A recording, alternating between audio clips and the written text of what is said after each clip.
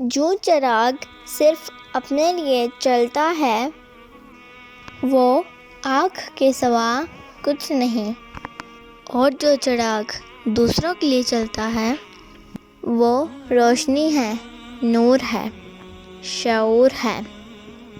زندگی میں دوسروں کے لیے آسانیاں پیدا کریں، اللہ پاک آپ لوگوں کو مشکل سے نکال دے گا۔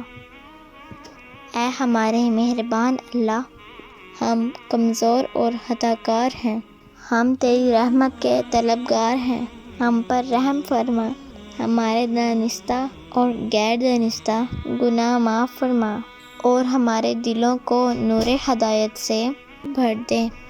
آمین ثم آمین۔